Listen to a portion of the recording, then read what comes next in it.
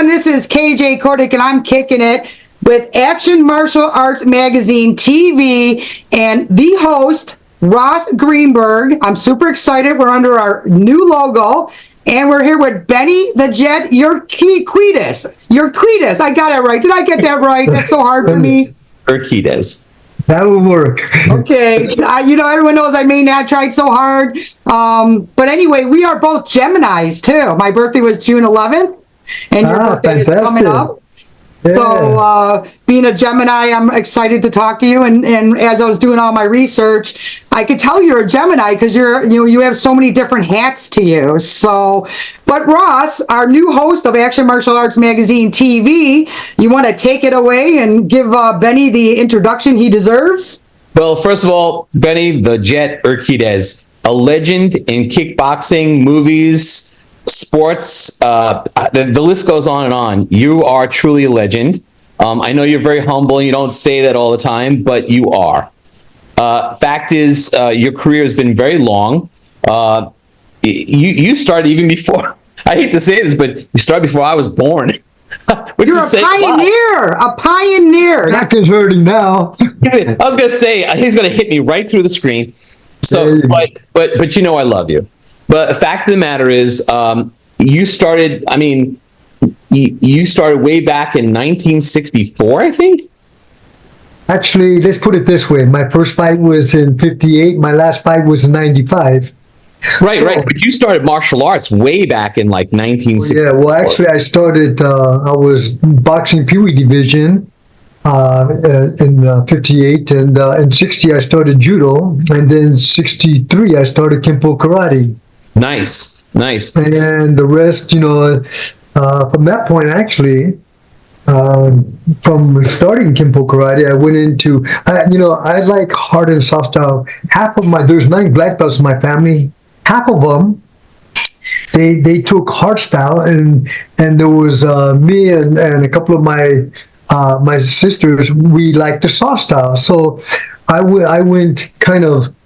Should I say little country, little city? With a little, I like the soft style, but I did the hard style because of my oldest brothers. I think that's very important to have a balance in your martial arts system. I think what you did there is very smart. I think the better martial artists tend to have a balanced curriculum of both sides. And I think that's great. You got to remember back then, you stick with one system. It's either hard or style, and no matter what style. And the most popular systems actually was judo. It was very popular. Back then, and then boxing, and then Kempo karate wasn't very popular. But Mr. Parker brought it in from Hawaii and so forth. And then you had Shotokan, and then you had Taekwondo. So those are the styles they stick up back in the 60s. And then, so to go from one style to another, you just don't do it back then, Oh, yeah.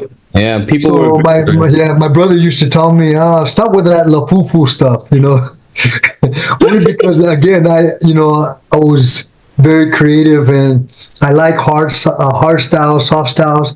And then I ended up doing my own style because I was a good gymnast. I was a good, I just like making up things. And back then I was making up things, and back in the 60s, which you don't normally do. And my brother used to say, quit embarrassing me with all that.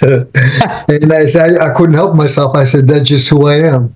Well, I was interested in your mother. Your mother was a Native American and a wrestler. And that was a time where women didn't do any of that. So tell us a little bit about, I want to hear about your mother. That is so interesting to me, and your Native American background. My mother wrestled with actually Jim LaBelle back then. Whoa. And Hank Jarrett and so forth. We're going back in, back in the early 50s. And so actually, my mom used to teach me wrestling. I love wrestling. And then when I used to wrestle in high school, my coach says, you can't do that. And I said, why? And he said, that's a professional move. And he used to say, where do you get this stuff from? And my mom used to teach us, and it's just something that back then I used to ask my mom when she used to come home, how come you got bald spots on your head? And I mean, when they wrestled back then, they wrestled. I mean, when they pull the hair, they pull the hair. Yeah, And yeah. so, Talk about being in the grinds, right? They really. oh, without a doubt. So I had a chance to watch my mother.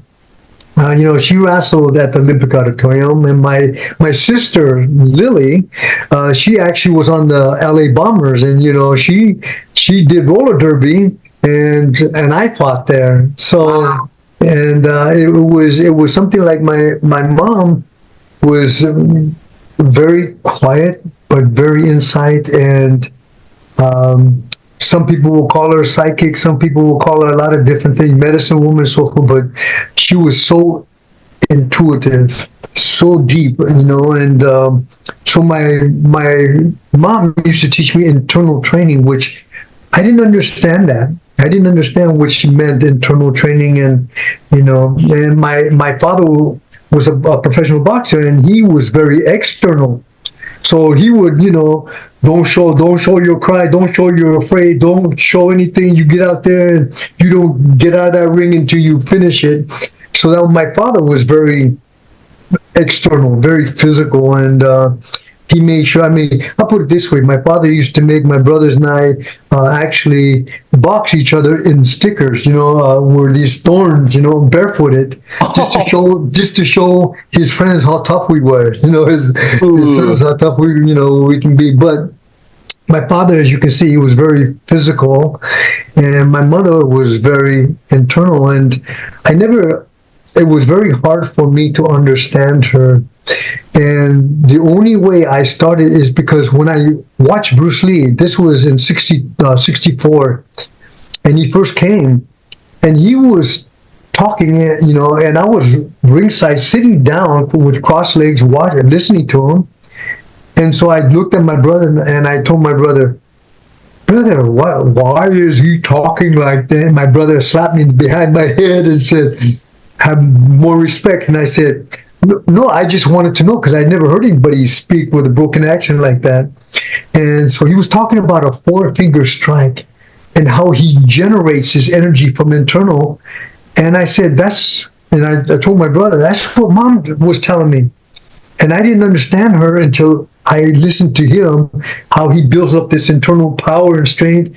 And this guy was like 250 pounds or 40 pounds. And he put his fingers on his chest, and he was talking about how he generates this internal strength. And he went, oh, wow, hit this. And this guy went back 4 feet, hit a chair, went over the chair. I jumped up. I said, I want to do that.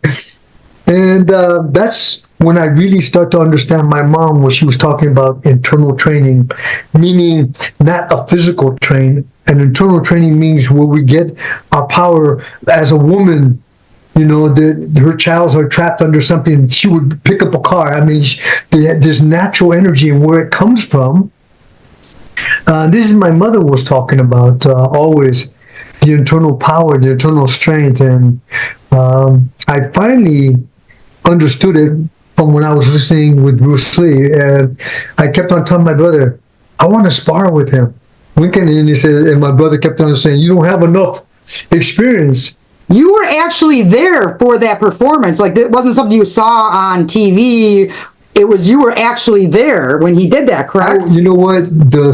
It was square tape, okay? And I think it was maybe like, maybe 15 by 15 or 20 by 20 square with tape. And I was at the edge of it when he was talking. And he looked very big, only because I was very small, but he was talking, and I didn't quite understand what he was really saying, but I understood when he started talking about how he generates this internal power. And when he did this, I kind of understood what my mom was telling me about where we get this internal power, because on the reservation and so forth, when she was doing circles and so forth, and I never understood, but she was very psychic, if you want to call it, but she was very in tune, and she would look us in the eyes, and she would just look at it and say, "Be careful what you are doing. Be careful."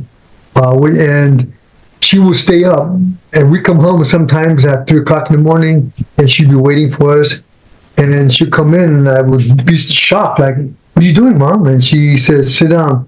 And I said, "Oh, here he goes." And she would make me and my friends food before she would go to sleep. She would make sure we had food in our stomach, and then she would go and sleep. And I thought to myself, "You don't have to do that. Don't do that." And she said, "Shut up. Just sit down. Be quiet." And so this was my mom. My mom was she had a very insight, a very knowing, and very powerful. Matter of fact, I remember one time my father hit my sister. My sister said something. My father hit her, and my mom saw that. And my mom, honest to God, put my father in the hospital for doing it. And I thought to myself, "Oh man!" I said, I thought my father was, it's almost like there was a little saying, and I usually I say this with my wife, and I say, "Hey, I'm the man of the house, and here I am." My wife would look at me and say, "Hey, and I'm the wife of the house." And I said, "No, but I'm the man of the house." She said, "Well, I'm the woman of the house." And I said, "But I am stronger than you are." She said, "You're not good while you're asleep." And I said, "But I'm stronger, and I can do some damage." She said, "Look you know what? If I told her, I said, just remember, I'm the head of the house." She said, "Well, just remember, I'm the neck that turns it." That is so true. She runs you. She's probably looking at you right now. My wife, she's very strong also. She's I'd love to interview her to find out how she handles you. Probably the only person who could, right? Well, you know what? It gets to the point where I don't think anybody can actually. Stood by me this long, because in the beginning, she actually showed me a different way, because when I was very young, my mom talked about religion. She was a Catholic, and she talked about religion and so forth. And so I came up growing, for the first 10 years, listening to religion because of my mom. But at the time, I didn't understand what it was all about. So we went to church only because my mom made us go, and we didn't say anything. We just went. And so one day, I heard the preacher, okay, and I won't say who it is, but he was on TV, and he was talking about, actually, for what I understood, that it was almost like there was a judgment going on there. And I told my mother, "Is he judging people and saying, if you do this, we'll be damned and we won't go to heaven, la la la?" And she said, "No, that's not really what he said." I said, "That's what I heard." So I kind of got turned off to religion for a while, and then I became very good. By the age of 14, I already had the first title, and because of Bruce Lee, I wanted to fight him so bad. I wanted to spar with him, and my brother said so I went and I beat every tournament there was in the United States. I traveled everywhere, and I came home and I told my brother, "Now I deserve to spar with him." And he said, "You don't have enough experience." And I said, "I won everything there was." And he said, "You don't have enough experience." So so I started to actually gonna box professionally. And this was like in 70, I was boxing with Bob Chico, and I was his sparring partner. And 71 to 73, I was just gonna turn pro boxing. And then full contact karate came in. And I said, what's that? Full contact karate. He said, well, it's karate to the knockout. And I said, and I won't get disqualified? He said, what do you not understand? It's to the knockout. And I said, but I won't get disqualified. And so we went to Hawaii. My brother, my youngest brother, and my brother-in-law, we all went to Hawaii. And there was no rules, no weight divisions. It was elimination. So Saturday, I fought 7 guys. The first time I hit this guy and he went down, I actually stopped him.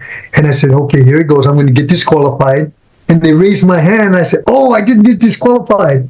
So I finished 7 guys on Saturday. And then Sunday was the finals. And there was 4 of us.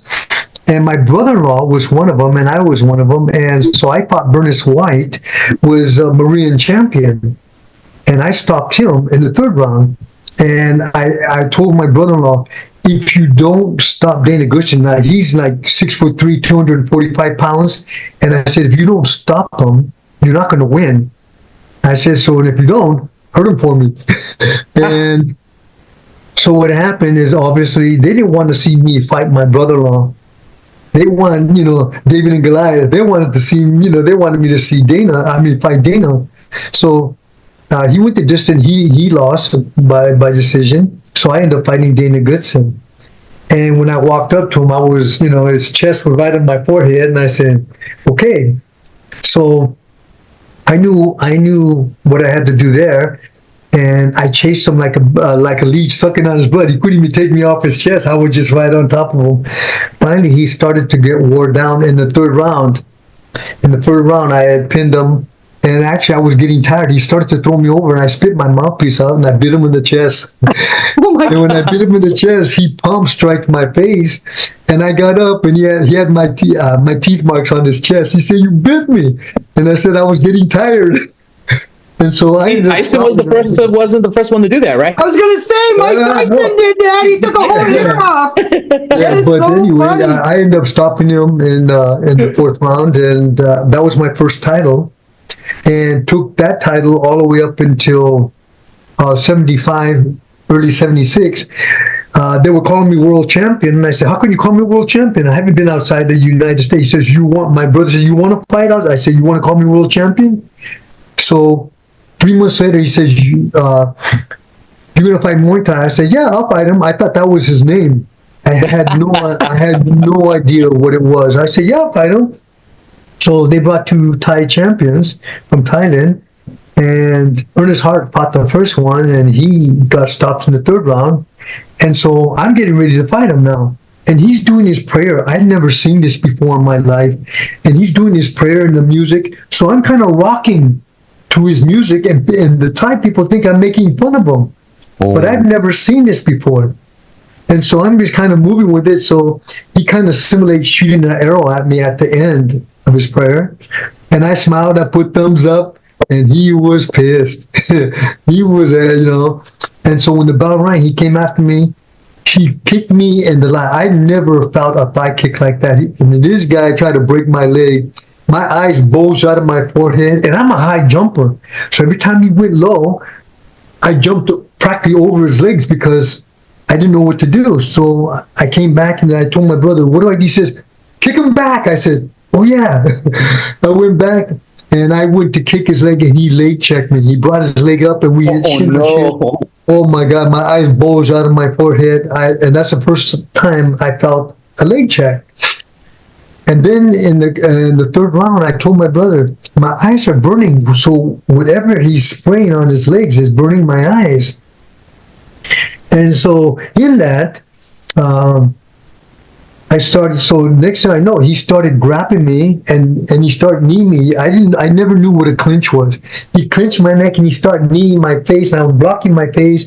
He kneed my body, turned me around. I didn't know what to do. So what I did, I'm a good judo man. I picked him up over my shoulders. I threw him on his head. Boom. He got back up. Clinched me again. I picked him up and threw him. So the Thais never seen that. So all the Thai people are getting pissed because they think I'm cheating because they never seen that. All the Americans are getting pissed because they think he's cheating because they never seen clinching elbows and knees before. And in the 9th round, a riot started.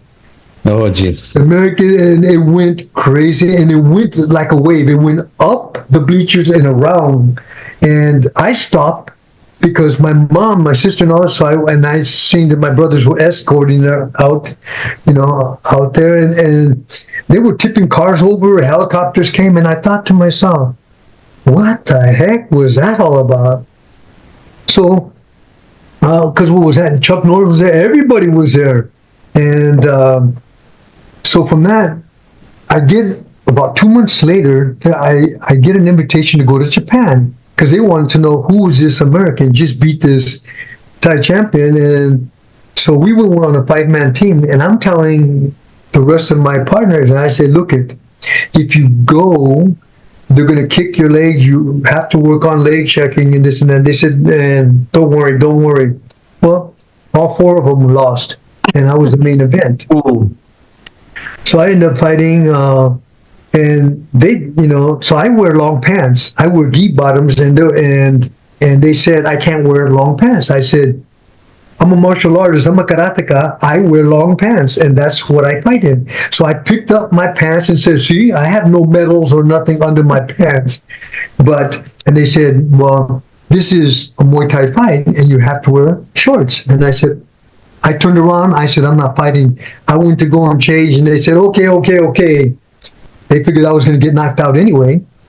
So I came in with long pants, and everybody was kind of wondering, what am I doing with long pants on? And so I went up there, and I ended up stopping my opponent in the 5th round. I stopped him. I took his title. So I was the first American to take their title from Japan. And the rest is history, because I've been around the world introducing WKA, which is World Karate Association, and the rest is history. Well, I mean, you've definitely done so much. I heard about one fight where it was like a Calumet fight where you came back with a fur coat, the blood of the guy's shirt, and a suitcase full of money. So tell us a little bit. That was a wild story, and you know why I know how true it is? Because I've heard stories from the old days from people like Rob Zabilski, who went to Russia and had that similar, where you just have no idea what's really going on, and next thing you know, you're like, well, what's going on? So, but that was a very interesting story to know that you come home with a fur coat, a suitcase full of money, your life, and not even understanding what really happened. So that was very interesting to hear about. Well, back in the 70s, remember when you went to a third world country, there was no rules. It's their country against our country. To me, I was fighting an opponent. I wasn't fighting against their country. I was just fighting against an opponent.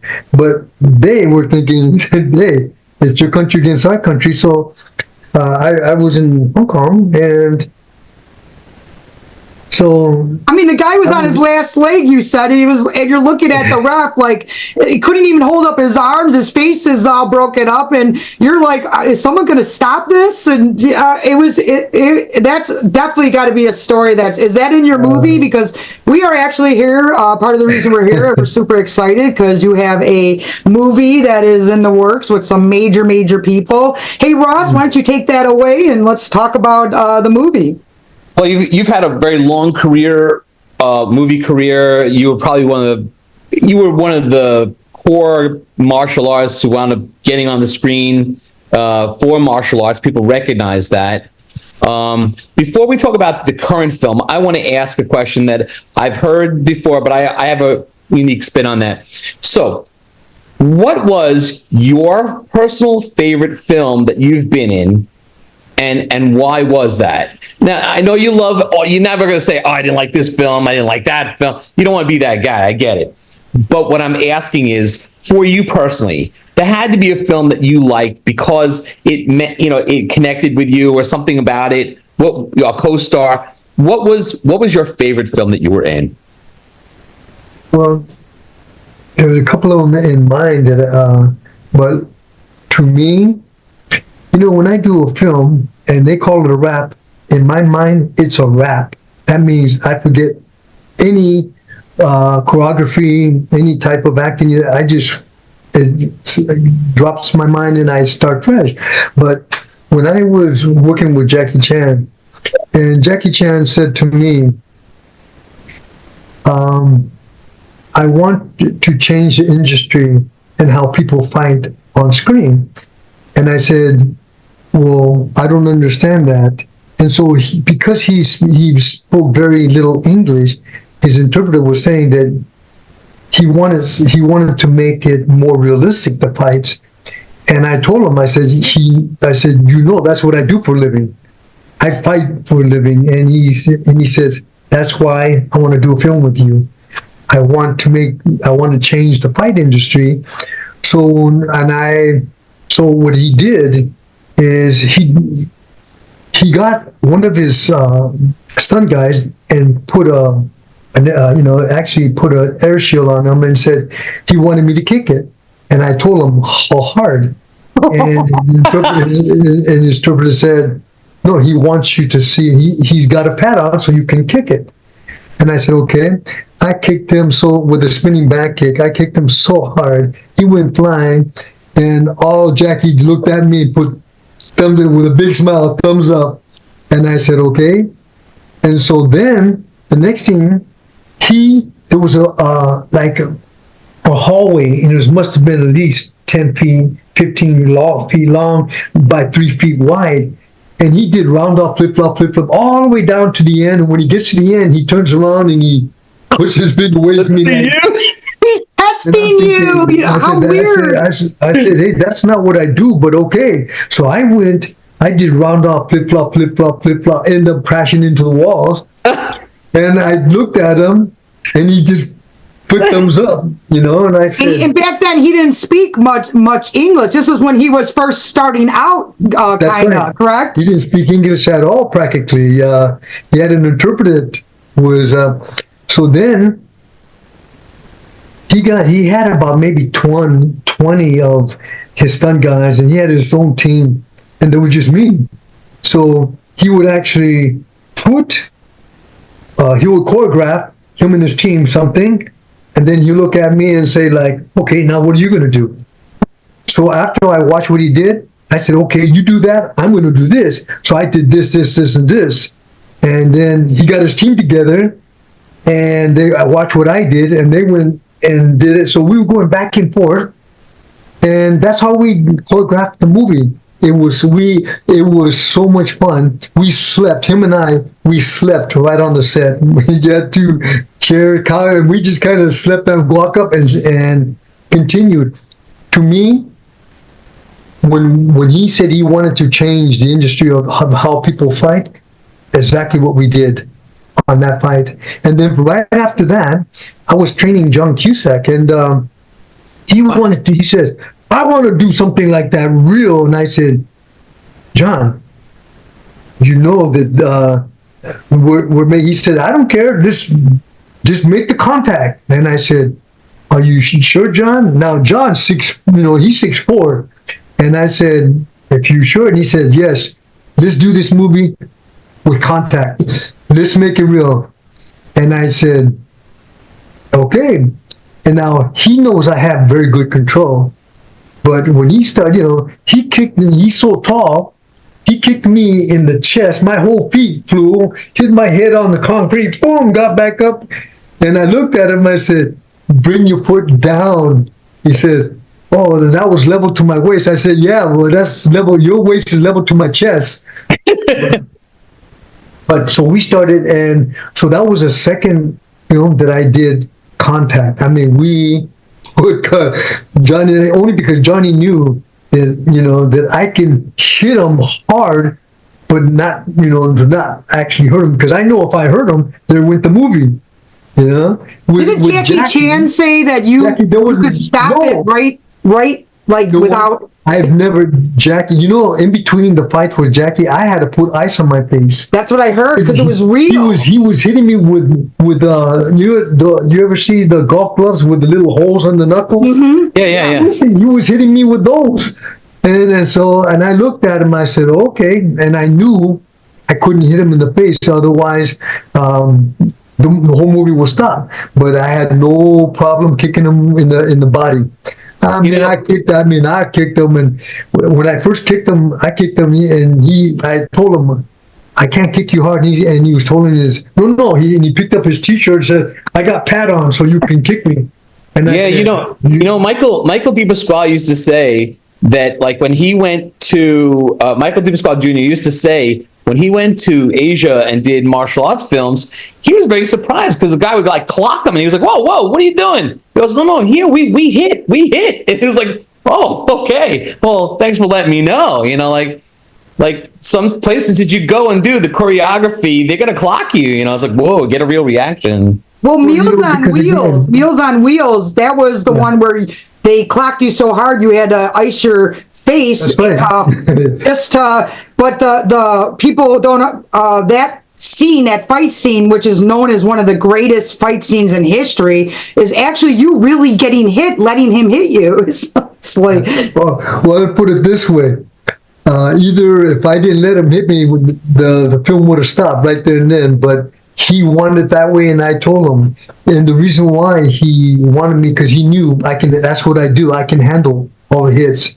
Yeah. But usually, usually when I do, I'm very good when it comes in the streets. I'm very good. I'm under that kind of pressure, because in the street, there is no rules, and everything you hide under your bed in your closet comes up. Anger, fear, frustration, anxiety, especially when somebody's threatening you like that.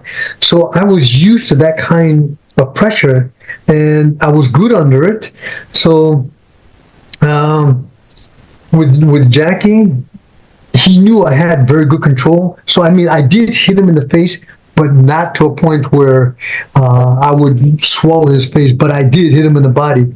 But for him, it was open game for him. He hit me everywhere he could, and that's what made it so unique. And we changed the whole fight industry because of that film. And then right after that was with John Cusack, and he went at it because he knew that I can take the impact, I can take the hits, but at the same time I can give them. But I had good control of not hitting him in the face, but I had no problem hitting him in the body either. So between Johnny and Jackie, between them two, I have to admit that those two, we started the whole industry completely. We changed the whole fight industry. When it came to fight, everybody had to copy those two films. Well, you made it real, you know what I mean? Bruce Lee, he was awesome and he was so fast, but you kind of took like what Bruce Lee and put it on a next level with Jackie Chan. I mean, if you look at it, you could see a little bit of your style and his style in you a little bit, because I saw that interview where you were talking about how you guys actually started teaching each other, the style to each other to revolutionize how things were done. That was a really cool interview. It's again, at each day, each time I used to teach at the Lee Strasberg Academy, and I was teaching. I was the first one that they wanted to bring a stuntman to teach picture fighting, but made it more realistic. So out of 500, I came in, and because I knew I was good when it came to camera, I knew exactly how to sell myself, and so they were talking about, this was Dave Strasberg, and he was trying to find somebody to teach there. And finally I came in and he was talking about, he said he saw me, he saw my films, this and that. And he said, well, do you know anything about picture fighting, this and that? And I said, of course. And he said, well, you know that from a distance, I said, you're talking about depth perception. And she said, you're hired if you want it. Ah, nice. And I said, no, thank you very much. Thank you for the offer, but this is not what I want to do, but thank you very much. So I left and I walked out. I said, this is not what I want to do. And I walked out, and his secretary came and chased me and said, please, if you would change your mind, here's a card, please call us. I didn't call, I didn't because that's not what I wanted to do. And she kept calling me. Finally, after a couple of weeks, I went back and I said, I said, Dave, you don't know me and I don't know you. I don't know if you even like me. I don't know if I even like you, but you know what? Why don't we give it, why don't we give it a month and just to see where it goes? And 12 years later, 14 years later, but I created what they call stunt acting. Yep. And I started that, and then from that, it went to New York. From New York, went to London. Went from London, went to Australia. It went everywhere, and so picture fighting and stage combat, was something that they were doing when they were doing something with music. But for me, stunt acting was actually, I got stunt guys, teach them how to act so they're very believable, and then the guys, and all the actors kept on saying, well, that's me, and they think it's not me. So I started teaching them how to picture fight, but only safely things. I wouldn't do fire burns, car hits, high jumps. And then there's some actors that are actually doing their own stunts, to that effect. I think it's a huge part of being a stunt coordinator, a stunt person that you were teaching that back then and into now is not just simply the art of making it look good, but also the safety behind it to protect the actors and the stunt people. And that in itself is a huge skill. Well, just put it this way. They get hurt, production stop, costs them money. My job was to make sure nobody got hurt. And so I became pretty good at it. And you worked with Van Damme. I saw an interview on you talking about Van Damme. Basically, like he kind of knew what he wanted, so you kind of had to, all his opponents, you had to teach them how to play off of Van Damme. That was pretty interesting. It sounds like you've had such a huge career in so many different facets that I can understand why they're doing a movie on you. It's so exciting. So how did the movie even come up? Tell us a little bit about that. Yeah, we understand that you're friends with somebody in the acting who does action films by the name of Keanu Reeves. Oh yeah, very beautiful soul, a very beautiful soul. And for myself, because doing a movie on me, for some reason in my head, I thought if I did a movie on me, then where do I go? It stops there. But that was in my head. What would I go after I do a movie on me? And then what? Then what I'm going to do?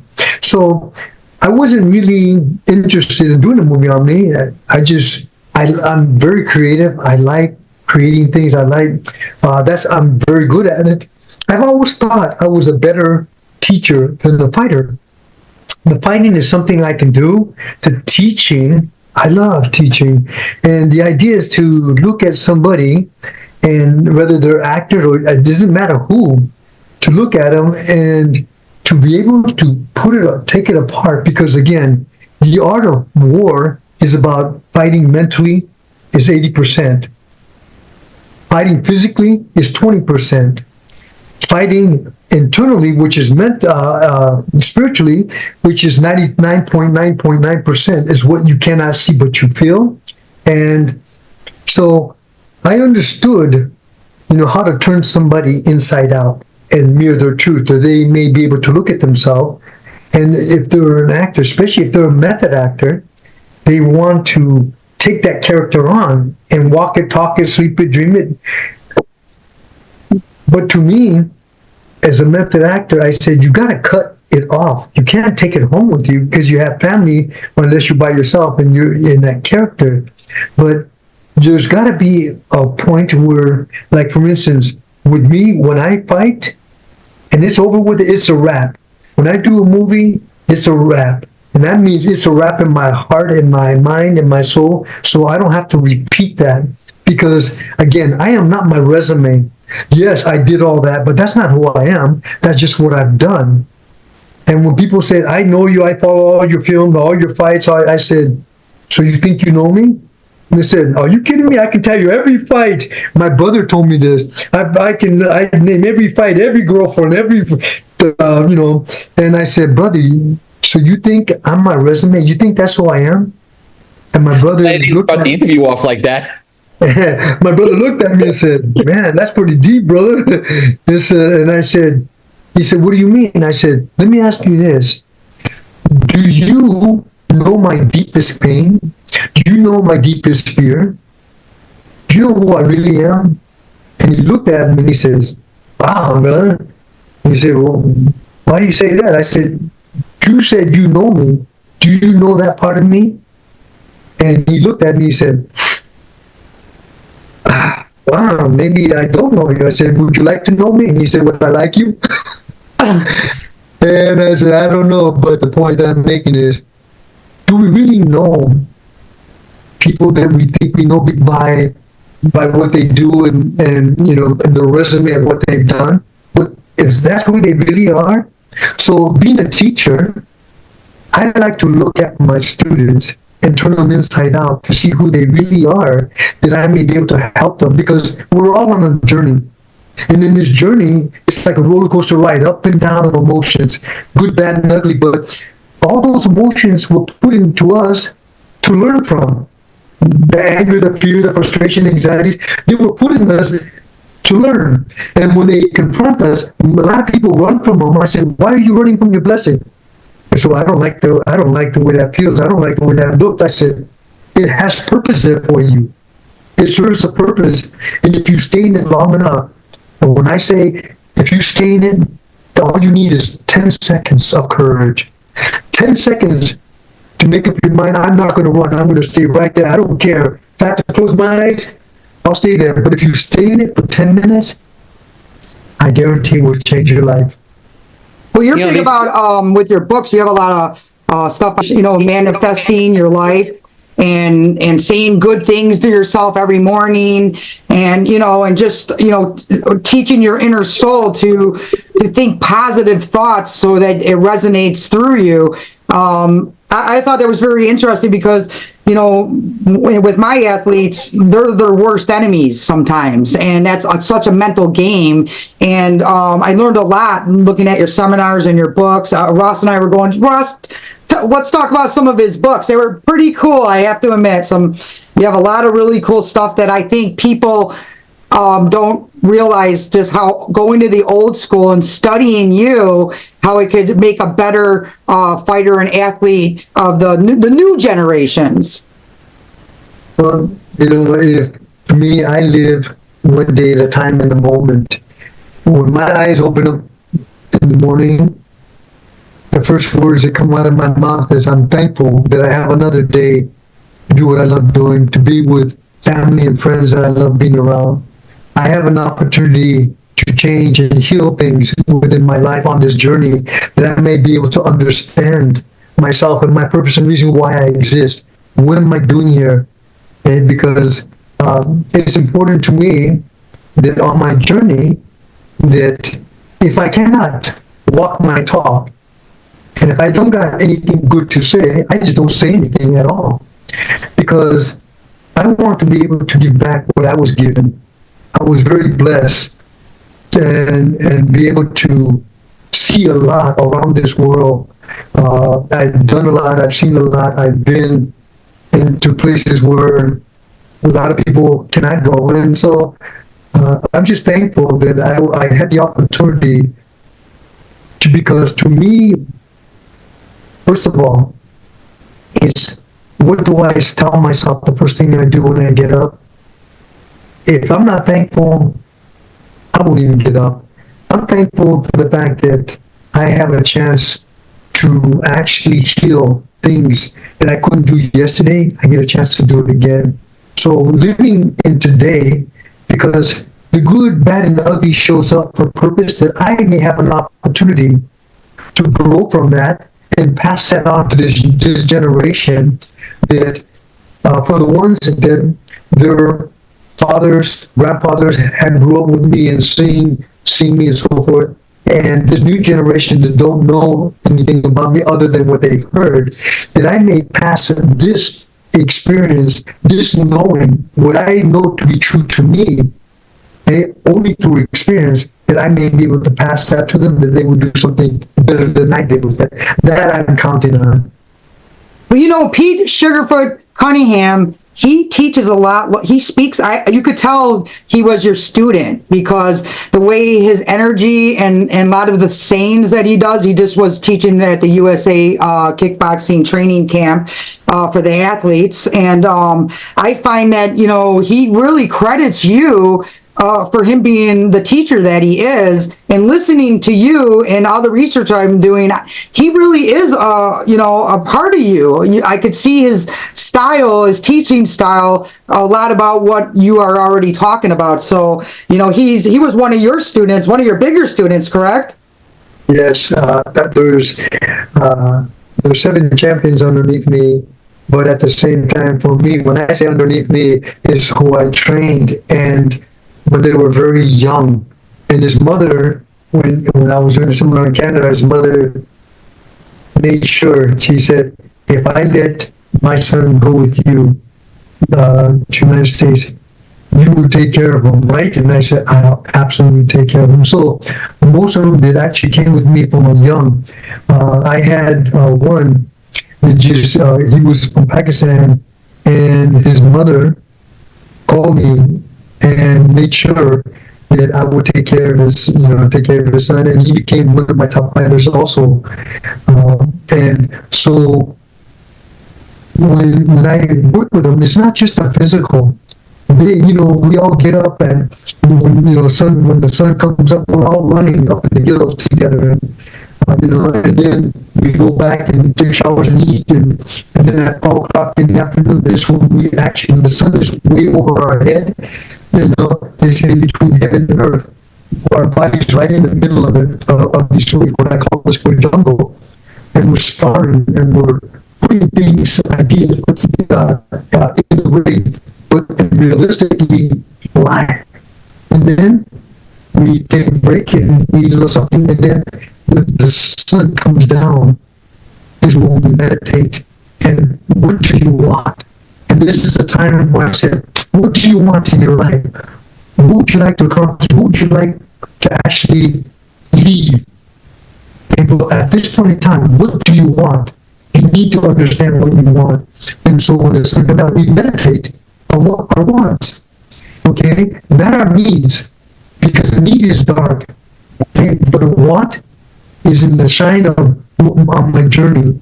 There's sunshine on that want. Because I want a better life. I want to be able to help. I want to be a servant of a higher source. I want. And so they walk it, talk it, dream it every day from the morning to night. And that's what the Jet Center was all about. That's what made it so special. Because we walked it, talked it, sleep it, dream it, and we went around the world planting our flag. Well, I mean, he's a awesome teacher and one of the nicest. And you could just see his spirit. He smiles in a way that's just really unique. And I know he credits a lot of that to you. So I just wanted to tell you that because I just saw him not too long ago, and he just says his whole life would have been so different if he didn't meet you. And that's bigger than an award when you touch someone's life in a way that you don't even know you did it. It's a beautiful thing. So and you've done that to so many people. Hey Ross, where could people?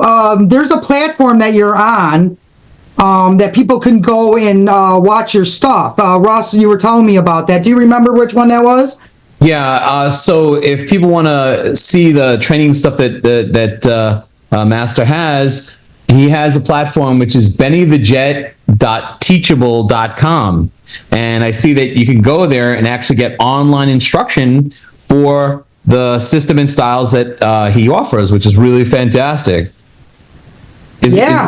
Everyone, get over there because I mean you're a pioneer for a reason, and your techniques and your form and just they're so important not to get lost as the generations seem to not know the past a little bit. And that's one thing I've been working with the USA kickboxing athletes is trying to get them to understand the past. So, like, where did kickboxing come from, the form, and you're a pioneer of that. They should be watching and buying all your stuff if because that's the only way you do it is by living, breathing, eating. You know what I mean? Like, that's a lost art a little bit of how you teach. It's the kids aren't as ambitious maybe. I always feel like you had an ambition. Every time I see anything with you, there's an ambition with you that is, genuine and true.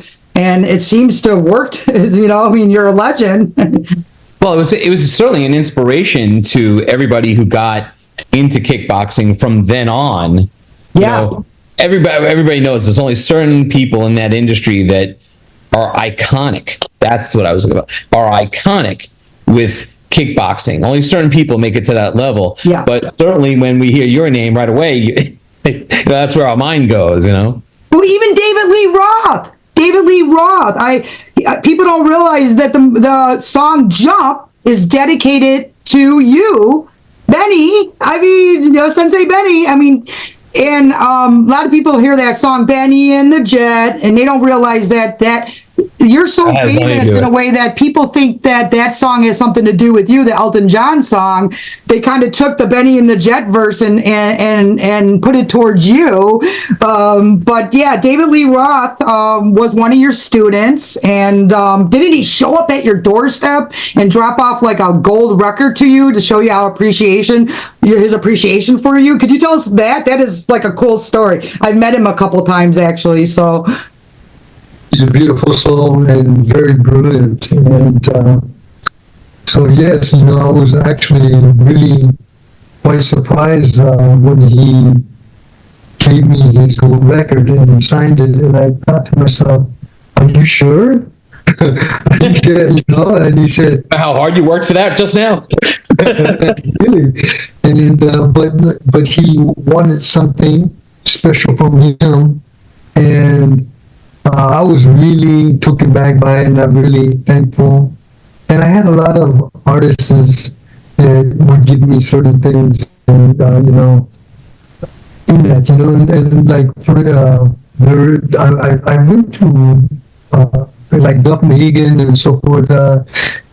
He's been a student of mine for years and years and years, and he's another that he's got such a beautiful soul, and he's always, he gave me his guitar, gave my grandson his other guitar that he actually got. And for me, these guys have such a hearts, I mean, forget gold, man. It's something that is really hard to explain, because when they were young, when we were young, we all had a chance to work together, and that's why I've always thought I was a better teacher than really a fighter. The fighting is something I did, but the teaching I really loved, and I was able to connect to them, especially. And I went through a phase I had almost 10 attorneys that I was training. And it's funny, they all get together and we all train and this and that. And the moment they go outside the dojo, it's like they don't know each other. And I was trying to figure out, what's wrong with you guys? You're laughing and you're sparring with each other, having a great time. You walk out and you walk away like you don't know each other. And the same thing in the film industry. I have all these actors that I'm working with. And we're together, and then the moment we finish training and they go outside of it, it's like they're on their own. It's like they don't know each other. And so I've been really blessed to work with people, fighters practically all my life. And in the fight, even with actors, the fight is mental, and sometimes most of the fight is against themselves. And is against, their of what others are saying. And I say, look, it's, and basically what I would tell them, first of all, your problem is you care so much about what people think of you and they're your fans. So just remember one thing. First of all, however they're acting and saying, just remember, as long as they say your name right, they keep you going. Just say whatever. If you don't have to like me, just say my name right, you know? And Yeah. Unless you got learning disabilities, some people. KJ is saying the name right. I have learning disabilities. I admit it. It's okay, people. I worked so hard to get your name right. Benny, my learning disabilities. I tried training her before the whole interview. I said, "Come on, let's practice." And I still messed it up, Benny. You can only be who you are. I'm proud of who I am. That's it. That's what makes the beauty out of you. And what makes you so beautiful is because it's who you are. This is what you see is what you see. That's it. I mean, I try to be, more refined. I just, it's just, I can't, I have learning disabilities, and no matter how much I try, I sometimes just can't get names right, and it's so frustrating. I used to get really upset about it, but then I learned that I'm my own worst critic, and I just own it. Hey, did I get your name right? I tried. You know what I noticed, though? You know what I noticed, KJ? It's a good thing because you only get their names wrong when you get excited. When you're relaxed and calm, you get the names right. But when you get all hyper and you called me up and you said, who we're going to be interviewing? We're going to be and then she says, do you know who Benny the Jet or Urquidez is? I'm like, are you serious? Come on, come on. That what a question that is. But she said it right when she asked me. Remember, I met you at the Arnold's when you got your award. You and your wife, I hung out with you guys. I had so much fun. And I went to go take a picture with you, and you're like, hold it. And you took my hand, and you positioned my hand, and you're like, that's how you do it. And I have that picture. I'll put it up here. But it was one of the best things ever. That's wonderful. But, truly, that's all we're taking. We're only taking is what we know to be true of ourselves in our experience. That's it. We're not taking nothing else with us. And so in that, as long as you keep enjoying and learning about you, your spirit, because the voice of your soul is the one that's always keeping you moving forward and teaching you something about yourself. And that's what this is all about. This is about sharing with one another and being able to pass on experience and knowledge to what we know to be true to ourselves, that others, and we just, we pray that, hey, if somebody picks it up and uses it, God bless them. Good for them.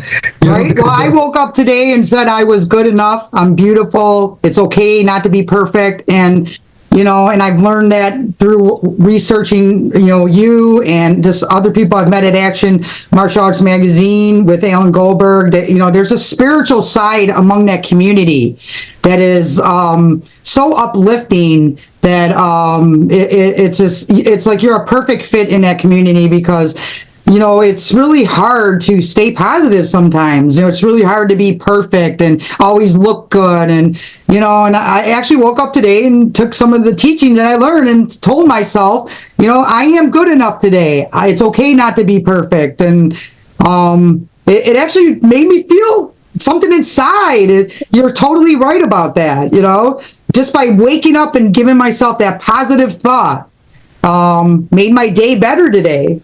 And I was interviewing you, so. Yeah, well, that's the beautiful part about it. As they can say, is the beauty I see in you is your truth and who you are and who you say who you are, which is, you couldn't say it any better than the way you have said it right at this point in time, because again, that's just you, and that's what makes the beauty of it. That's what brings that beauty forward.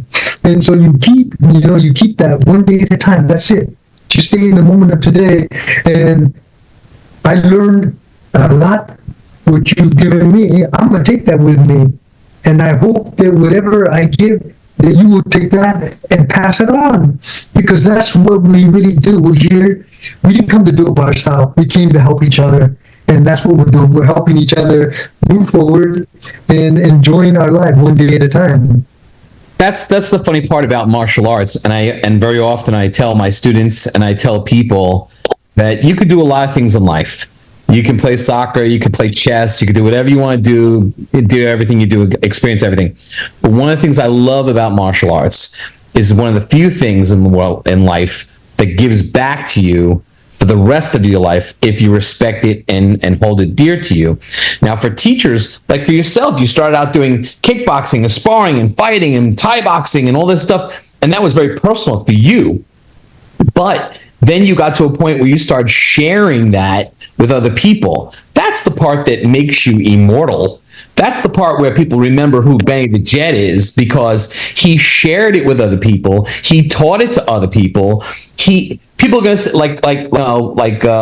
Pete Cunningham, who says he'll never forget you. You were a father figure. You were part of his family. You don't get to be like that unless somebody loves you because you shared yourself, and that's obviously what you've done. Thank you. It's like I said, it's always good to pass on what I know to be true to me, that others will pass it on, continue. Like Sensei Pete, beautiful soul, and the beautiful part about him is he's pure. Yeah. So true to himself, he's pure, and what he says, he means. And that's what makes him a beautiful soul. And he can continue passing on.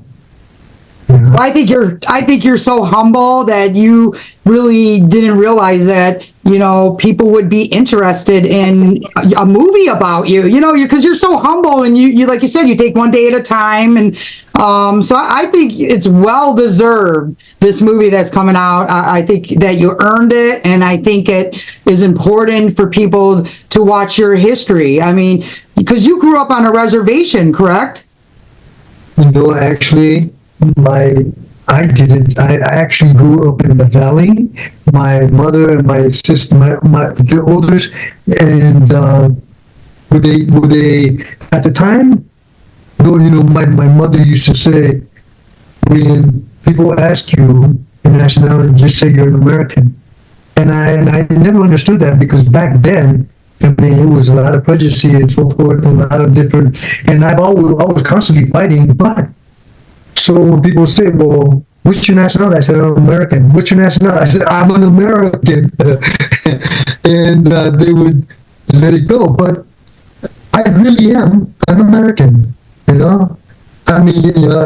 root myself in here as being, and proud as being American, and I enjoy being American, and I'm grateful being American. So I'm at a point in time in my life where I'm so thankful on my journey, and I'm so thankful for today. I'm so thankful for this universe. For this.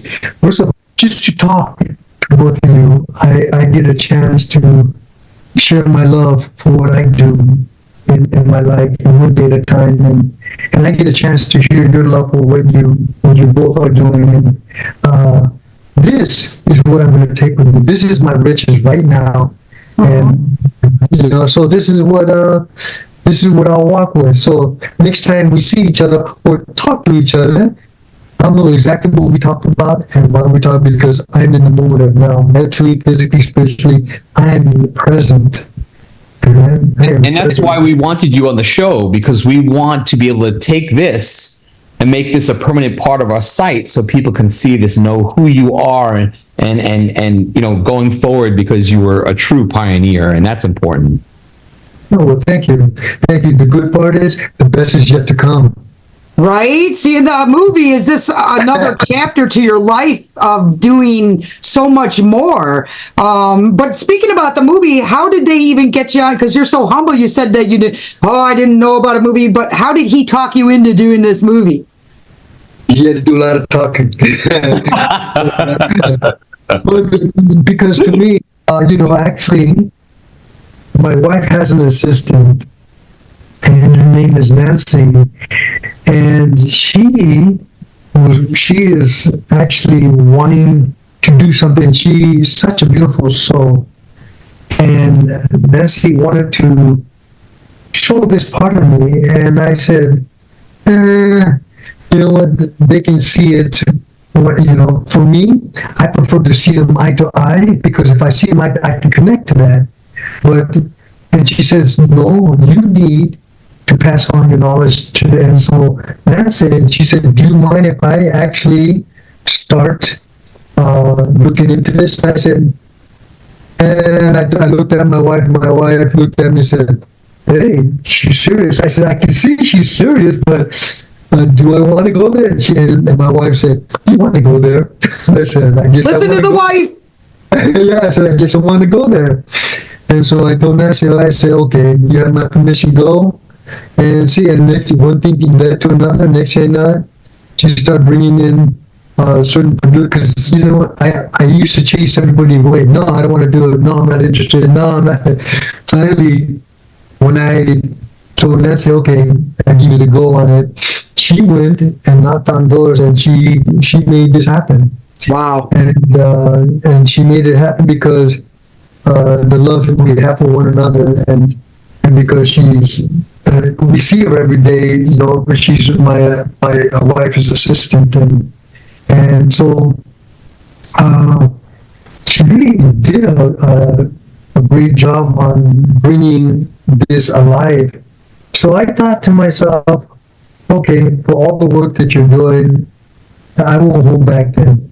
I said, you know, I gave you the goal, and because I gave you the goal, and you brought it forward on the table, and it's real, and you're not talking, you're showing that it's real. And I said, okay, And they want to tell your story truthfully too. You know what I mean? Like, it's hard to find somebody that's, you know, it's not all about, they get way off a base, they make it eccentric. You know, you want to, your story is eccentric. It is, it's a story in itself.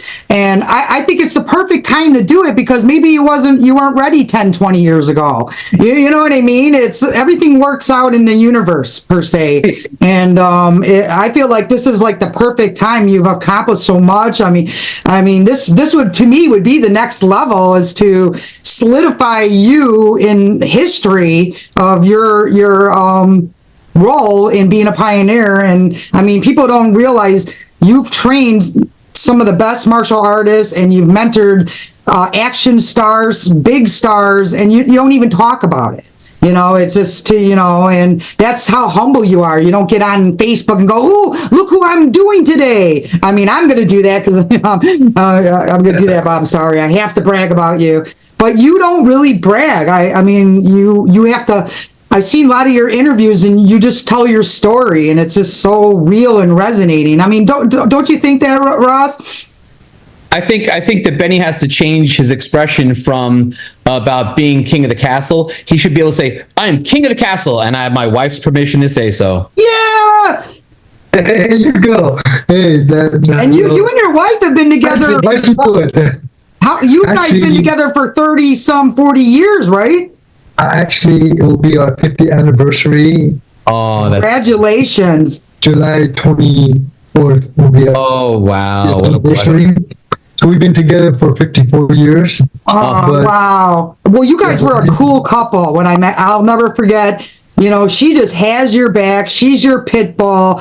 It was funny because Alan's like, "Oh, well, I don't call Benny. I just call his wife." You know, it's like it's so. It was so cute. Someday I would love to get your wife on an interview just to hear her perspective on what it was like to be your wife. I mean, that's a job in itself. It's hard. Being the significant other of a martial artist is never easy. I've yet to meet a couple that are together as martial artists. You know, together with a martial artist and their significant other. And find that that's easy. It's hard because, usually it's hard enough to have a relationship where two people are like this, and then they're constantly working at keeping that connection and keeping it fresh and making sure am I doing what my spouse needs me to do? Then you take something like martial arts. We're so dedicated to this thing. You're training, you're studying, you're sharing with other people, you're constantly out there, and that person's got to sit by and just kind of, be cool with that. Not an easy task. That person has to have a lot of patience and a lot of love. And people always ask, now where do I go? What there's to me? And so So what I did over the pandemic, I've actually designed 9 pieces of equipment that nobody's ever seen. And because I had this time, I said, you know what, I got tired of watching people copy each other with the same equipment, just different colors and stuff, but nothing new. So I spent the last 4 years, and actually the last 5 years, 6 years, designing, and I designed actually 9 pieces of equipment, and 2 of them are out right now. And I designed five machines, which I just finished yesterday, my 5th one, and I haven't got them out, but I wanted something different to give to the people, that before I leave, something that they can and use mentally, physically, spiritually, that they can use. And so after that, from designing equipment, designing machines, I just got interviewed the other day, and they said, so what is it yet? What is there left for you to do? And I said, you know what? I've done 6 books and this and that, but I said, you know what? People think they know me. And they said, oh, I know you like the back of my hand. I read everything. I saw everything. And I said, I am not my resume. I said, you think I'm my resume and so you think that's who I am. So I decided, now that I finished this piece of equipment, and I finished this 5 machines, that I put them on the shelf. I'm not gonna do anything with them right at this point in time, but people are looking into it. But what I have not done yet is wrote a book on who the Jet is. Not what I've done. And I have books out there, what I've done and the knowledge I have experience on this, but I have not done a book on who I am. Not for the reason why I exist. What am I doing on this earth right now? I think that would be my last book.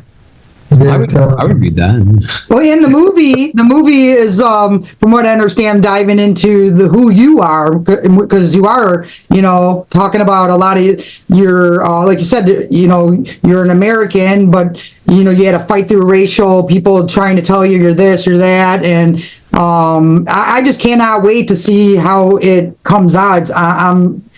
It's going to be impressive, especially because it looks like it's being done with integrity, with respect. And now, are they ghostwriting? Like, are they interviewing you, or like, how are they getting all the you to open up about so they can put it on the screen? Well, right now, basically, the director, I thought we were going to sit in a restaurant and sit down, and she take her notebook out and start asking me questions and that. She said, can we walk up in the mountains? And I said, what? She said, I'd like to get to know you. Can we walk up in the mountains? And I said, sure. I said, that's different. Okay, let's do that. So and we just walked the Flying Canyon, and we just parked the car. We started walking and talking, getting to know one another. And she wanted to know what I thought. And she didn't ask me about any of my resume at all, of what I've already done. She wanted to know me, what I thought through the visions of my eyes, how I hear things, the way when I say certain things, how do I feel about those things that I'm saying. So.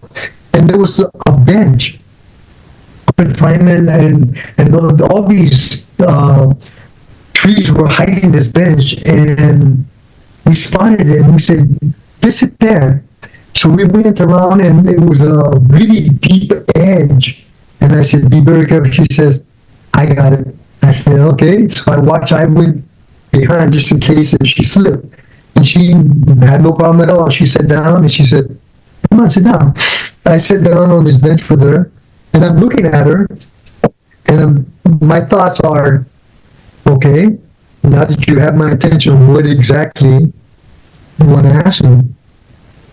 And she didn't have questions to ask me. She wanted to know what I thought about the hillside, what I thought about the trees, what I thought about the sky, how I look at things through the visions of my eyes, what I was seeing, what I was smelling, what I was tasting in the air. She wanted to know me and the way I came in this earth to walk and to understand who I am. She wanted to know that part of me. And I said, I like you. I like the fact that you are not asking me about my resume. I like the fact that you want to know me. And how, not how I became the Jet and how, I got the name the Jet and this that. Because everybody asks me that. She went far from all that. And then she looked at me, she said, why do you have those 3 dots on your hand? And if you can see them, there's 3 dots on my hand. Oh yeah, look at that. My sister Lily, when I was 10 years old, she put these 3 dots on my hand. And I said, why are these 3 dots on my hand? And she said, the Father, the Son, and the Holy Ghost.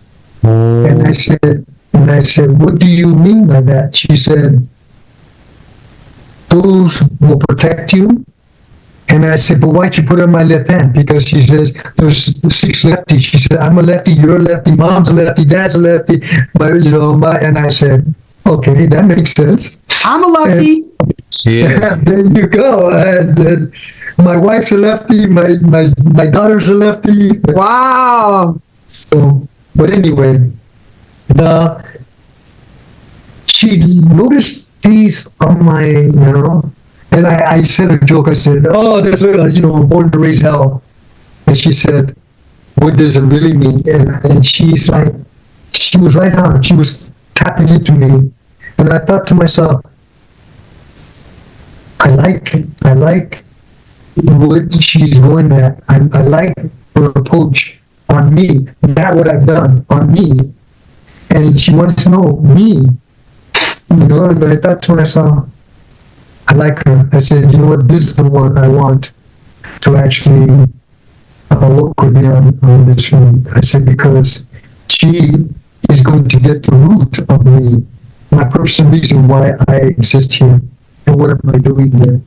And I think that she will get to the point where she'll be able to bring this out of me, that people will look at it, that are searching for their own soul, searching for their self, searching to find my purpose and reason why I exist.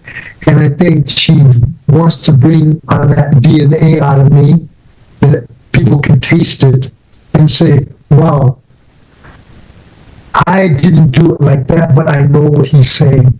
It resonates with me. It connects to me. And that's what I want. That's what she was going at. And I said, you're the one I want to actually do this with me. Do you know why most people say that they know you like the back of your hand? Why? Because that's usually the last thing they see before the screen goes black. I got my jokester. That's a good one, Ross.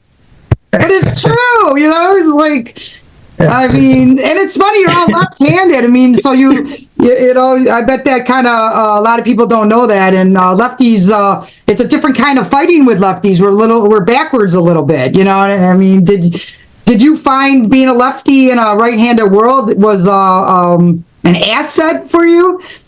Absolutely, it was an advantage because I fight left-handed forward, and so everybody thought I was a right-handed. And when I would knock at this, one of my opponents, I asked him if he would, after I stopped him, I asked him, would you like to have dinner with me? And he said, really? And I said, yeah, I'd love to have dinner with you. And he says, absolutely. He said, let me take a shower and this and that, and I'll meet you. And we went and sat down, and we had a great talk and this and that. And I said, the reason why I was able to have the upper hand is because, again, you fought emotionally. And she said, how do you know that? Are you psychic? And I said, no, I'm not psychic, but at the same time, every thought you have of emotions has a frequency, and I can connect to that frequency of your thoughts of what. He said, so you are psychic? I said, no, I'm just connecting to your frequency. And every move of your body has vibration. And so when I connect to an internal understanding about you, I was able to connect the emotion behind what you were doing when you were coming at me, because I felt it easily. And I told him, I said, you know what anger feels like? He said, oh, you're kidding me? Absolutely. And I said, I can feel that. You know what fear feels like? He said, yeah. And I said, that's what he said, you felt that from me? I said, when we were on the way in, you were fearful that you wasn't going to make the weight. And he said, you are psychic, man. You did know. I said, no, I just what I picked up on him. But he said, you know what? That's not fair. That's not fair. You tapping into me. I said, no, I wasn't tapping into you. You gave that to me. Hey, you gave me that frequency, that vibration, the movement. You gave it to me. I didn't ask. The energy flows out of you, your personal energy, you know, and if it's negative, it attracts negative stuff too, you know, so it's important to be positive and connect, because people don't connect on energy anymore. Now, you know what I mean? It's a lost art a little bit, and hopefully with this interview and your movie and all, and the book that you're going to write, you know, you get that across, because that is so important for the soul. I don't know if that's part of the Native American in you. You know, I don't know how your mom wrestled with 9 kids. I mean, was she pregnant while she was wrestling? You know, it's like, I mean, 9 kids that turned out really good. I asked the same question, you know? Right? I mean, that's a legitimate question. Like, hey, mom, you know, you were a top wrestler. You did all this cool stuff. Were you wrestling when I was in your stomach? You know, it's like, and to raise nine kids, correct? Yes, exactly. And are you all very close? Did you beat each other up growing up, or you know, did you like a birthday party was who karate's who? We're actually very, very close. All my brothers and sisters were very close to one another, and the only one that did not really want to train was my older sister, Alexis. We call her Emma, and she said, what do I need to train? I got all of you to protect me. And so what she did... Got a whole SWAT team. And bodyguards, yeah, it's great. And so she actually became an attorney, a top attorney, and she's vicious with her tongue. She is vicious. And so she said, you know, you fight with your hands, I fight with my mouth. And she was very good. She's very, very beautiful, very tall. She's 5'10", and she was model, but she hated. She sometimes would hide her beauty because she just didn't want to be noticed like that, and she wanted to notice. She didn't want to be noticed. I said, you can't hide your beauty. I said, you're a beautiful woman. And I said, so why do you try to hide it? She said, I don't want them to look at me just at my body or what I want them to know me from my brain of who I am and what I have to offer. And so she became incredible. She works for the States right now as an attorney, but she's very, very sharp. So there's only 4 of us left. My oldest sister, my oldest brother, my youngest brother, and myself. We're the only ones that are here, still passing on, and walking on. That's the hardest mom and dad yet. I'm lucky. I'm not looking forward to it, you know, but I do know there's a spiritual place they go. I will see them again. I believe that, but it's just, that had to be so hard to deal with, you know, to have a big family and then watch, you know, one of your siblings pass away. I don't want to be part of that club. I know Ross lost a brother, so he knows how it feels. Yeah, my eldest brother. Yeah, he was a victim of a violent crime, and sadly he passed away. And he actually trained with me, but he only got to like a yellow belt, yellow black. But 2 people came up behind him and attacked him, and sadly brought his life to an end. So I that's one of the things that pushes me to teach martial arts is I tell people, look, we live in a world where there's good people and there's bad people, and you have to be ready for both. And martial arts is one of the things that keeps you with the good people. It keeps you good spirit. With the bad people, gotta learn to deal with it. So let me say this to both of you then. You know, they are not here in the physical flesh. But as I can look at you and hear you, I can see my sisters, my brothers, my mother. I can see them in my mind.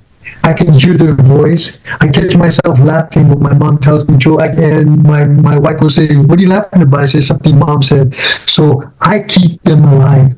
They will never, their souls will never die. Maybe their body's not here, but their souls I keep alive. As long as I keep talking about them, they will never die as long as I'm here. When I leave, I will be with them. But until then, they're alive. As I can see you, I keep them alive in my heart and my mind. Yeah, their aura's around, you know, the love is around. I believe that. I mean, I've had friends that have passed, and I tell you, you know, I had something happen where I heard in my head, look up. And if I didn't look up, I would have been smashed sitting at just weird stuff like that, and, it just almost like an intuition, but sometimes it's that the spirits, the voices around you that are internally intertwined with you. And that's what I get from a lot of when I was, even my whole life, I always felt like you were very spiritual and very in tuned with, like Stephen Hayes is very spiritual. I don't know if you know Stephen Hayes. That's I got a lot from him, listening to him, because if you really look at the world, it's mostly cruel. There's a lot of good things, but you have to tune your inner soul, like you teach, to find and connect with those other like-minded vibrations.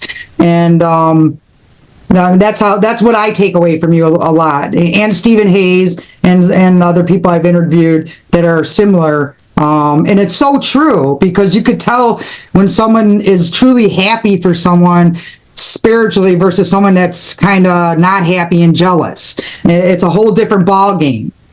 Like, people say to me, why do you promote other people? And I'm like, because I love it. I love to highlight other people, because a lot of people won't brag. Like Alan Goldberg never brags about himself. You never brag about yourself. Someone needs a cheerleader, and I like being a cheerleader for good people. So that's where I come from, and why I do what I do is I look at it as, if somebody could watch this and wake up tomorrow morning and say, I'm worth it over this whole conversation, isn't this the best interview ever? Yeah, because again, that's what it really comes down to. It is, you have to wake up and say, I am worthy of all the love, all the riches that I deserve on this. Yes, you are deserving of it. And I'm totally in agreement of that, because that's really what the journey is about. It's about finding yourself, mirroring the truth, mirroring yourself, mirroring your truth. And that's what this whole journey is about, is getting together with people that we can cheer on others. Because again, we were blessed, to do what we did, and right now we're still here to talk about it.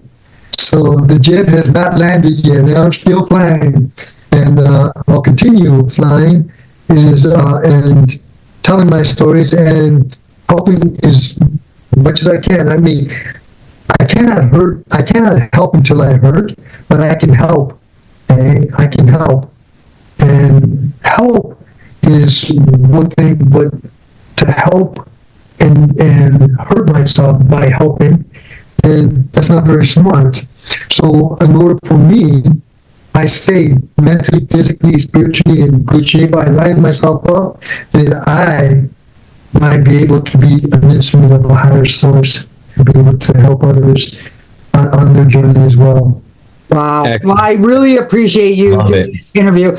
Ross, is there anything you want, before we sign off, is there anything you want to ask? This is our first show with our official new logo, Action Martial Arts Magazine TV. So I'm excited, Alan Goldberg production, and it's, I'm happy that you're our first guest together, and me and Ross, and it's only going to get better and better. And so Ross, I know you had a couple questions before, we signed off, so...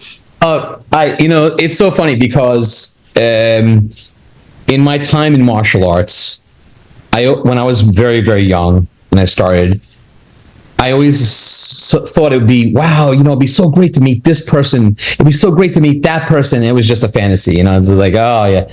And then, and it was very funny that because of Alan Goldberg, I actually started to meet you guys. I've met you at Alan's event. I've met just so many amazing people. And when I tell people, no, I met this person, I know this person, they think I'm nuts. They think I make that up. So yes, there were questions like when you were a little kid and you decided you were going to take martial arts. What was it before you met Bruce Lee? Which, by the way, that story you told blew me away because you were there. Like, I wish I was there. I mean, I get to watch the movies. I get to watch everybody's version of it. But to hear it from somebody who was really right there, that's very special. Well, I trained his daughter for 14 years, Chandelier. Really? Really? Yeah. Wow. Wow. Actually, we did a movie together, and I trained her for that as well. I was actually born on the same day as Brandon. Ah. I was born the exact same day as he, and I was always hoping to meet Bruce, and then sadly he passed away. Then I said, well, maybe I'll get an opportunity to meet Brandon, and then he passed away. I was like, oh man, So, but it is great that I get to meet people like yourself that actually was there. What inspired you at the very first time that you wanted to take martial arts? What was it that inspired you to actually start, though? What was that thing that made you go, oh, you know what I mean? Like, actually, to tell you the truth, I really didn't want to do martial arts. I wanted to box. And when I was boxing, and my brother Arnold, started Kimbo Karate with Urquidez, and he wanted us to go and follow him. And I used to tell my mom, I don't want to go, this, and she said, quiet, go with your brother and support him. I said, support him in what? He wants to take martial arts. I want to stay in boxing. And she said, go and support him. And I used to scratch my head when my mom told me that. I said, what does that mean? He's not with his brother, man. I'm the second to youngest. Why do we support him? I said, I don't got no money. No money in my pocket. How can I support? But I didn't understand what she was saying. So when we went there, and I kind of drug my heels, and finally I get there, and I'm mad because I don't want to be there. And so Urquidez started, and so I end up hurting these kids. I'm making them cry. And so I was constantly, constantly I was washing the mirrors, backing me because I was always making the kids cry. And the parents were complaining to Sensei Bill, and I really didn't want to be there. Finally, I decided I'm going to train so hard, and then I'm going to beat my brother up. So I started training very hard, and real hard, and to the point where I was getting so good. It was just something that was natural for me, and I was getting so good. They went to tournament. I was beating tournaments left and right, but in my mind, I'm gonna beat my brother up, for making me do that, and I ended up thanking him for making me do that. I thanked him for it because every time I went to a tournament, I will stop the whole tournament, and they will come to watch me fight. Why? And my brother used to be embarrassed. He said, quit with all that foo-foo stuff, and the jumping and the flipping. Quit with all that. Just go out there and get your point and get out. And but you know what? I always liked to put on the show. I don't know why it was, but and then I started to like it. And but it was not something I really wanted to do right from the get-go. I was homing it out and crying and this and that, and finally I decided I'm just gonna go out there and get so good and beat him up, and I ended up thanking him for doing that. And my younger brother, he just followed me, and my other brothers they loved it anyway. So one thing led to another. He went from hardstyle. From Kempo, he went into Shotokan, but he loved the Shotokan. He loved the arts. So half of my family went to. So I started doing Shotokan just because my family was doing it. But I've always been back to Kempo and into. Then I started white Korean Kung Fu, and then I started doing Shonmu, and then I started doing Taekwondo, and then I was going from one step to another of system. My brother, he was just mad and embarrassed because when I went to, and I won every tournament, it's just that the way I did it was so different. It was so different than it. And so in that, either you went to a tournament with all white gi, or you went to a tournament with all black gi. I went to a tournament with black gi bottom with a white top. Nice. My brother used That's to a be, Gemini in you. You know, we like to be, you know what I mean? I'm like that too. There's always like two of me, two styles. You know, the yin and yang. You're like the yin and yang. I mean, you know, in the flesh. Yeah, by doing that in a way, you know, that's subliminally. That's, you know, is who you are. You're yin and yang, and it's probably why that came out like that per se. I do want to make sure we talk. The girl you're talking about was Jennifer Tiexera, Tiexera. So she's That's the right. one, and then Stephen Fisher Stevens is the, you know. So I want to make sure we get everybody. And then who else is working on it? Keanu. actually, there's a lot of people who want to be involved with it, stuff like that. But I keep on saying there's nothing I can do about that. And John Cusack and a lot of other actors that I work with, they say, "What about me? What can I do? What can you?" And I say, "You know what?" And I just got to the point where I said, "You know what? I'm not saying nothing. I have no pull, and I'd love to have all of you on it and so forth, but I have no pull on it. So it's up to the director and the producer of what." Well, and like you said, the movie's about you. The movie's about not everything you done. You know what I mean? It's not about your accolades. It's about you as a person. So all these people, you've touched so many people's lives that it's almost impossible to have them in the movie. But you know, the movie is the spirit of you through, you know, that's living on and through all these people. So by almost like making it about all of them, it takes away a little bit of what they're trying to get from you. That's how I feel. Nice. Either. I don't know, but that was perfect. That was perfect. At the same time, like I said, they're friends, and I've worked with them and so forth. And because of that, is hard to say no to them, because I can see that, you know, they just want to back me up, and I can see the love they have for me and our friendship and so forth. And so, for me, I just say it's not up to me. And if it was up to me, I have everybody on, but the view would be. Well, you would have to do a mini series, you know. It would have to be a mini series, not a movie, you know. But that's what's so good about if you do a book, you know, is that you would be able to, you know, touch on those little different, you know, the people that, you know. So we got to have a book. There you go. That's the next step. So it's my impression Keanu is playing you, right? Yes.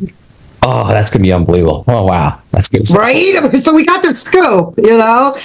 Yeah, no, that's amazing. Everybody always has a very unique thing that lights that fuse to get into the martial arts. And I was very curious as to what yours was. Every time I talk to a great martial artist, and God knows we get to meet some great martial artists, I'm always curious what was their origin story. There you go. That's what. Well, we're going to find out with the movie. I really believe this woman is, you know, like you said, she wanted to get to know you in a spiritual place and in nature, not, you know, who you beat, you know, and all that stuff. Because in order to even beat those people, there's a certain person to work hard to get there. So your wife, can she stuck in here? Happy anniversary. We're really, thank you. I want to give her a little props here. So much. Appreciate it. Bye. Hi. Yeah, we just want to show you some love. Are you excited?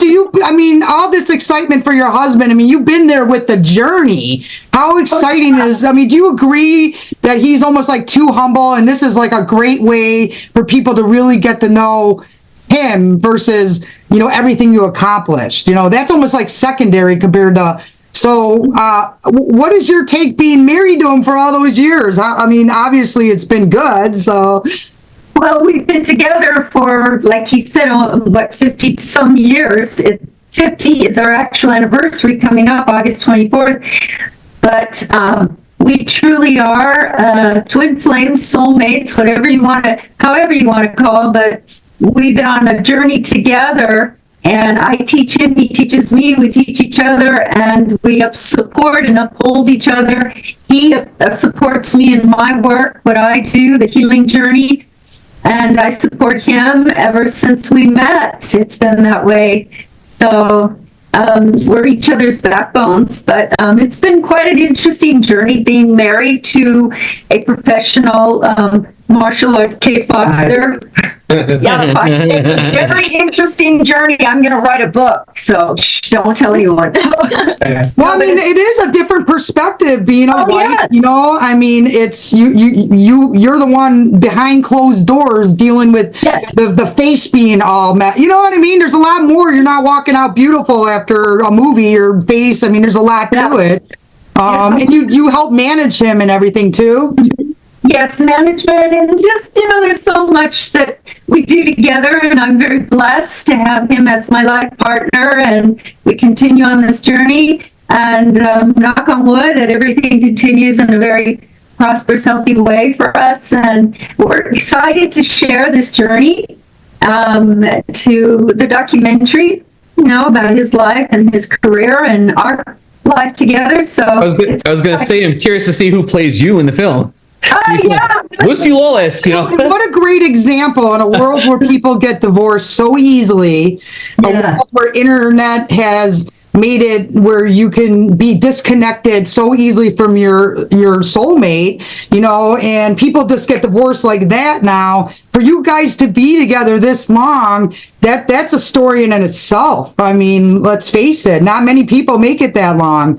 So I think that's a blessing to who you are as people, as a couple, and as individuals, to be able to say that you're together when so many people don't make it that far. They break up after 30 years, or grass is greener on the other side. It just never is. And no matter how perfect you might look to people, I'm sure you've had your, what I mean? Like, Oh, yeah. I come home with a headgear on sometimes.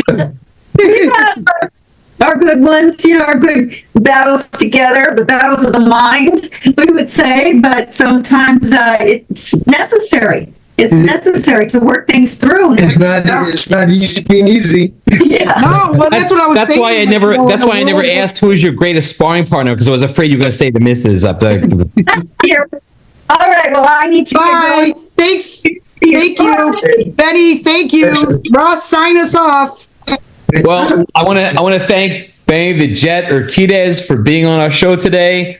A legend, an inspiration, obviously a man who's a family man, a man who cares about people's spirits as much as caring about how to slug someone in the head. No, and has inspired us in the martial arts community.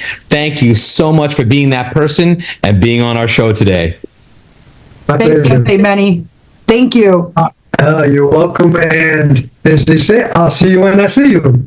I'll see you soon at the Action Martial Arts Magazine event. That's right. That's right. Bye. Bye. Ciao, ciao. Bye-bye. Bye.